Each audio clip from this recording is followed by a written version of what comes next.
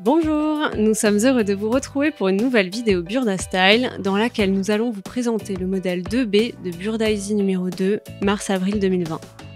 Nous allons voir aujourd'hui comment réaliser ce haut ajusté à manches longues. Un tissu extensible pour ce modèle est impératif. J'ai opté pour un jersey coton Ecotex couleur moutarde très tendance, avec ses petits motifs raffinés qui ne cachent en rien l'originalité de ce haut.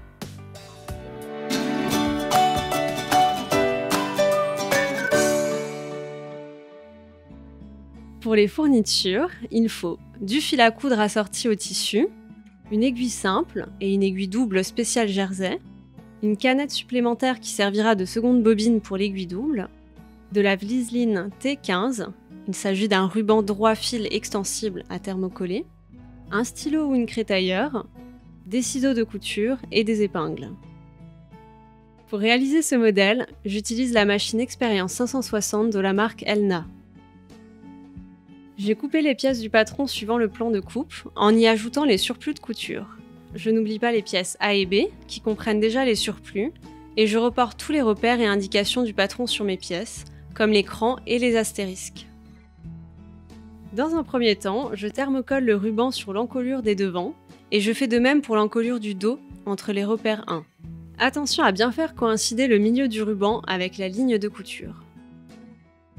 Je repasse le surplus sur l'encolure des devants vers l'envers.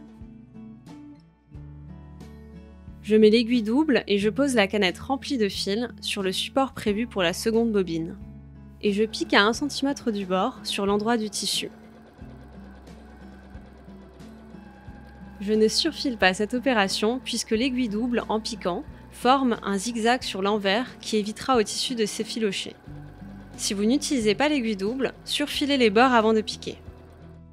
Pour les fronces des devants et des manches, je remplace mon aiguille double.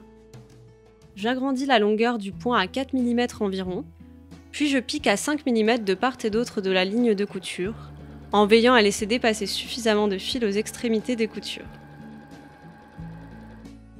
Dans un premier temps, je fronce les devants, en maintenant les fils inférieurs, et je repousse le tissu pour former les fronces. Je les répartis uniformément, en respectant les mesures indiquées dans les explications. Cette opération terminée, je peux nouer les fils inférieurs entre eux. J'épingle les milieux devant, endroit contre endroit, et j'épingle également la bande B envers contre envers, en débutant sous le surplus de l'encolure et en faisant coïncider le milieu de la bande sur la ligne de couture centrale. Je recoupe la bande si elle dépasse de la ligne d'ourlet. J'assemble en faisant un point d'arrêt aux extrémités de la couture. J'enlève les fils de fronce et je surfile.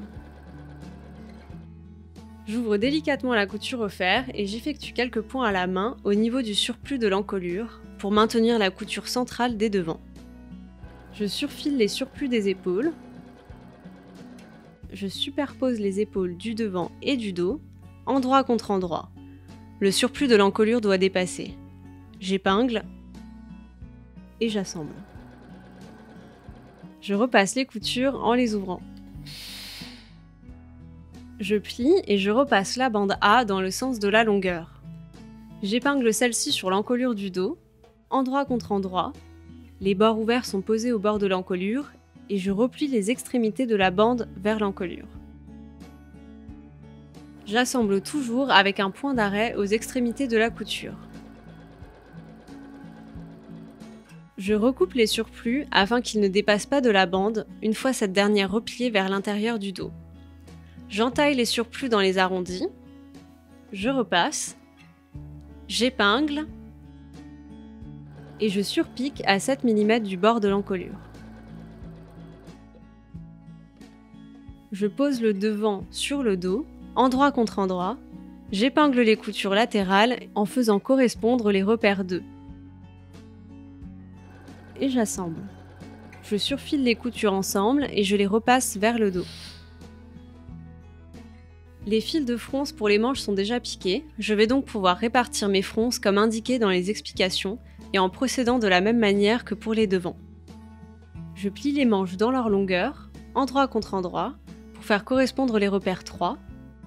J'épingle J'assemble et je surfile les surplus ensemble. J'épingle les manches aux emmanchures, endroit contre endroit, en respectant les repères 4, les épaules avec le cran de la tête de manche et la couture des manches avec celle du côté. J'assemble et je surfile les surplus ensemble. Je repasse les surplus de l'ourlet et du bas des manches vers l'envers. J'épingle et je pique à 2,5 cm du bord. Si vous n'utilisez pas l'aiguille double, pensez à surfiler avant de piquer.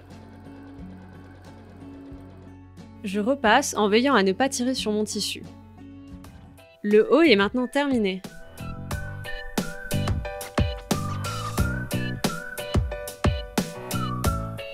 Burda Style vous remercie et recommande son partenaire machine à coudre, Elna. Merci de nous avoir suivis et à très bientôt pour de nouveaux tutoriels Burda Style.